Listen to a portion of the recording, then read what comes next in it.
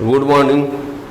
आज का टॉपिक है physics third chapter current electricity में अनुगमन वेग। अनुगमन वेग है ना, अनुगमन वेग, अनुगमन वेग, इसी को अपवाह वेग भी लिखा रहता है कहीं कहीं। ठीक है, अनुगमन वेग, अपवाह वेग, उसी को ड्रिफ्ट वेलोसिटी बोलते हैं। ठीक है ना। तो ये अनुगमन वेग क्या होता है, इसका व्यंजक इसका पूछा जाता है। अनुगमन वेग का एक सूत्र होता है ना। तो बहुत ज़रूरी टॉपिक है। यानी वैसे हमने कल बताया था कि विद्युत क्षेत्र की उपस्थिति में किसी चालक के मुक्त इलेक्ट्रॉनों का औसत वेग, जैसे मान लीजिए विद्युत क्षेत्र उपस्थित हो और विद्युत क्षेत्र की उपस्थिति में किसी चालक के मुक्त इलेक्ट्रॉनों का जो औसत वेग होता है उसको अनुगमन वेग कहते हैं। हमने ये कहा था कि कोई चालक है और इसमें जो इलेक्ट्रॉन होते हैं वो इलेक्ट्रॉन इधर उधर कहीं भी जा सकते हैं। ठीक है ना, ये इलेक्ट्रॉन इधर उधर कहीं भी जा सकते हैं। लेकिन यदि यहाँ विद्युत क्षेत्र जीरो है तब, और यदि ई यदि जीरो ना हो, ई कोई वैल्यू को हम जीरो के बराबर ना ई लगा दें, तो ये इलेक्ट्रॉन एक निश्चित दिशा में चलने लगते हैं फिर, है ना। यानी एक बैटरी लगा दें ये इस प्रकार से ऋण धन, तो एक निश्चित दिशा में चलने लगे। ई जीरो है तो ये कहीं भी जा सकते हैं। ठीक है ना। तो यानी अनुगमन वेग क्या होता है, हमने ये कहा था कि विद्युत क्षेत्र की उपस्थिति में किसी चालक के अंदर मुक्त इलेक्ट्रॉनों का औसत वेग, विद्युत क्षेत्र की उपस्थिति में मुक्त इलेक्ट्रॉनों के औसत वेग को अनुगमन वेग कहते हैं। और इसका व्यंजक क्या होगा, सूत्र क्या होगा, ये लाना है। ठीक है ना। यानी विद्युत क्षेत्र की उपस्थिति में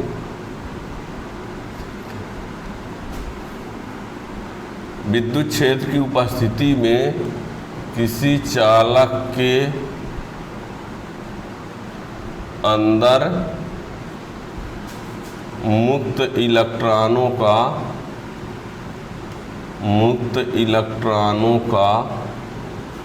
विद्युत क्षेत्र की उपस्थिति में किसी चालक के अंदर मुक्त इलेक्ट्रॉनों का औसत वेग अनुगमन वेग कहलाता है। इसे VD से व्यक्त करते हैं, ये हमने कहा था। इसका व्यंजक लाना है। विद्युत क्षेत्र की उपस्थिति में किसी चालक के अंदर मुक्त इलेक्ट्रॉनों का औसत वेग अनुमान वेग कहलाता है। देखिए यहाँ पर हम क्या करते हैं, एक चालक लेते हैं, ये रहा, ये कोई चालक है। क्या है ये, कोई चालक। इसकी चालक की लंबाई ले लेते हैं, क्या है, L। अनुप्रस्थ काट का क्षेत्रफल A, इसके सिरों के बीच विभवांतर लगाते हैं V, है ना। और यहाँ इलेक्ट्रॉन इधर चलते हैं, उनका वेग VD है। ठीक, क्या किया हमने, यहाँ पर हमने एक चालक लिया है, उस चालक का अनुप्रस्थ काट का क्षेत्रफल क्या है, L है। एक चालक है जिसकी लंबाई क्या है, L है। एक चालक लिया है, उसकी लंबाई L ले लिया है, अनुप्रस्थ काट का क्षेत्रफल A ले लिया है, और उसके एकांक आयतन में मुक्त इलेक्ट्रॉनों की संख्या N मान लेते हैं, और उनका आवेश E मान लेते हैं इलेक्ट्रॉन का, और उनके वेग को, अनुगमन वेग को VD दिखाया गया है। इसके सिरों के बीच विभवांतर लगाया गया है, क्या, V। ठीक है ना। ये कोई चालक है, उसकी लंबाई L है, अनुप्रस्थ काट के क्षेत्रफल A है, उसके सिरों के बीच विभवांतर भी लगाया गया है। अब विभवांतर भी लगाया गया है मीन्स विद्युत क्षेत्र लगाया गया है। तो जो विद्युत क्षेत्र उत्पन्न होगा वो कितना होगा, जो विद्युत क्षेत्र उत्पन्न होगा कितना होगा, वो अभी लिखते हैं। इस सवाल को जानने के लिए आप लोगों को क्या क्या जानना जरूरी है, देखिए। इसको जानने के लिए आप लोगों को ये आपको पता होना चाहिए F बराबर QE होता है, F बराबर MA होता है, V बराबर U प्लस AT होता है, U बराबर 0 होता है विराम अवस्था में, और E बराबर होता है V/L, या V बराबर EL।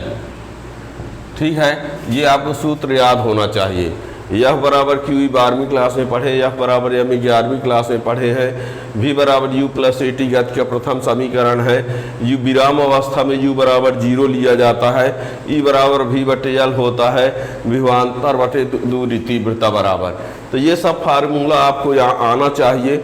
यदि इन सबको जानते हैं तब इसको आप हल करने में आसानी रहेगी, और यदि आप इन सबको नहीं जानते हैं तो इसमें बहुत प्रॉब्लम जाएगी। ठीक है, तो ये सब आप पीछे पढ़ चुके हैं, और विस्तार से जानना है तो पीछे वाले लेक्चर को आप ढूंढ के देख सकते हो कौन किस में बताया गया है। ठीक है ना। तो क्या कहा हमने, एक बार रफ टाइप से समझिए, फिर हम जैसा लिखना चाहिए वो लिख भी देंगे। ऐसा नहीं होगा कि सर ने जो बताया आकाश लिख देते, आकाश वाला वर्ड ही नहीं, हम सब लिख के खुद बताएंगे। ठीक है ना। पहले हमने क्या कहा, एक चालक है, उसकी लंबाई L है, अनुप्रस्थ काट का क्षेत्रफल L है, लंबाई L है, अनुप्रस्थ काट के क्षेत्रफल A है, और एकांक आयतन में मुक्त इलेक्ट्रॉनों की संख्या L भी मान लेते हैं। और जब चालक के सिरों के बीच विभवांतर भी लगाएंगे तो उसकी वजह से विद्युत क्षेत्र उत्पन्न होगा E बराबर V बटे L। जब विभवांतर भी लगाएंगे तो विद्युत क्षेत्र उत्पन्न होगा E बराबर V बटे L।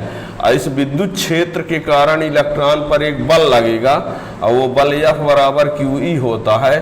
तो F बराबर EE हो जाएगा, क्योंकि Q आवेश है तो आवेश इलेक्ट्रॉन का लेना पड़ेगा। आवेश Q है तो आवेश की जगह E लेंगे, क्योंकि इसमें आवेश किसका लेना है, इलेक्ट्रॉन का। अब जब इलेक्ट्रॉन पर ये बल लगेगा तो उसके कारण वो त्वरित होगा। जब इलेक्ट्रॉन पर बल लगेगा तो उसके कारण वो इलेक्ट्रॉन क्या होगा, त्वरित होगा। तो त्वरण से के कारण F बराबर ma कार्य करेगा, और ये दोनों को क्या कर दिया जाए, इक्वल कर दिया जाए। तो ma बराबर क्या हो जाएगा, EE। तो A बराबर हो जाएगा EE अपान m, और E की जगह क्या लिख सकते हो, तो ये हो जाएगा EV अपान ml। ये किसका मान, A का मान। ठीक है। फिर क्या होता है, जब इलेक्ट्रॉन एक सिरे से दूसरे सिरे तक जाएंगे तो जाने में लगा समय जो होता है उसको बोलते हैं श्रांतिकाल। मान लेते हैं कोई इलेक्ट्रॉन जो है एक सिरे से चलना प्रारंभ करता है, किस अवस्था से, विराम अवस्था से। मान लेते हैं इलेक्ट्रॉन विराम अवस्था से चलना प्रारंभ करता है, मीन्स U बराबर 0, और रिलैक्सेशन श्रांतिकाल में, श्रांतिकाल मतलब टाउ, श्रांतिकाल में उसके द्वारा प्राप्त वेग, श्रांतिकाल में उसके द्वारा प्राप्त वेग ही क्या होगा, अनुगमन वेग। तो वह वेग Vd होगा। तो Vd बराबर U प्लस AT प्रथम समीकरण से। तो ये Vd U0 और ये A श्रांतिकाल, T यानी टाइम है तो टाइम को श्रांतिकाल यहाँ कहा जाता है। इलेक्ट्रॉन को चालक के एक सिरे से दूसरे सिरे तक जाने आने में लगा समय, जाने श्रांतिकाल। ठीक है ना। दो क्रमागत टक्करों के बीच लगा समय श्रांतिकाल होता है। तो यहाँ से यहाँ तक जाने में जो टाइम टाउ, तो Vd बराबर A टाउ, A का ये वाला मान रख देंगे। तो क्या हो जाएगा, Vd बराबर EV अपान ml, और ये टाउ। तो ये हो जाएगा अनुगमन वेग का सूत्र। ठीक है ना। तो ये सूत्र आएगा। तो सूत्र तो मिल गया। अब कैसे कैसे आए हमने वो तरीका ही बता दिया। अब ये लगता होगा सर जो बताए वो भूल गया, तो हम लिखे भी दे रहे हैं ना, क्योंकि आपको बोर्ड एग्जाम में लिखने के लिए भी आएगा। हैं नीट जेई में तो फार्मूला पता चलना चाहिए, बस हो गए, कहाँ से आए कैसे आए उससे कोई लेना देना नहीं है। उस फार्मूला से आप क्वेश्चन सॉल्व कर लो बस। लेकिन उसके पहले आपको क्लास भी तो एग्जाम निकालना है, इसलिए आपको कैसे एग्जाम में लिखना होगा डेरिवेशन लाने के लिए वो सब हम लिख के दिखा रहे हैं। ठीक है ना। तो देखिए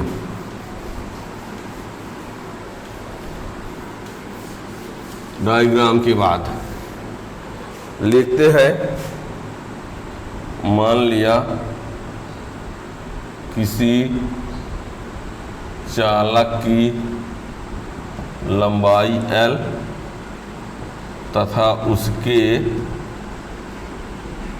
अनुप्रस्थ काट का क्षेत्रफल A है। उसके एकांक आयतन में मुक्त इलेक्ट्रॉनों की संख्या n है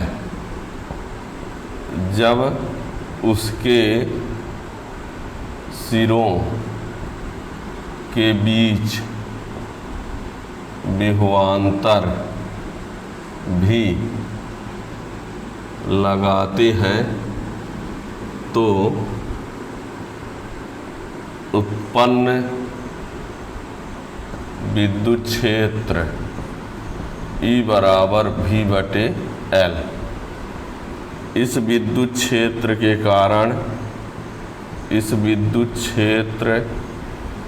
कारण इलेक्ट्रॉन पर लगने वाला बल F बराबर EE, क्योंकि F बराबर QE होता है तो Q इलेक्ट्रॉन का आवेश तो E, तो F बराबर इस E भी E की जगह है ये वाला मान, तो EV/L समीकरण नंबर 2। ठीक है। तथा बल के कारण इलेक्ट्रॉन त्वरित होगा तब न्यूटन के गति के द्वितीय नियम से यह बराबर ma समीकरण 3। यह बराबर EV/L, यह बराबर ma। इन दोनों को बराबर कर देते हैं। इन दोनों को बराबर करेंगे तो क्या हो जाएगा, देखिए समीकरण 2-3 से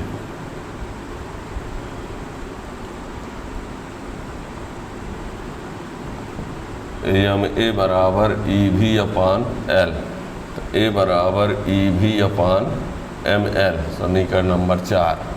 फिर कहेंगे मान लिया इलेक्ट्रॉन विराम अवस्था से यानी U बराबर 0 से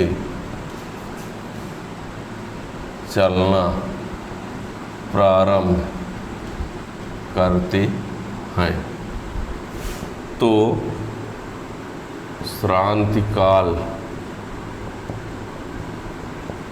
में प्राप्त वेग अर्थात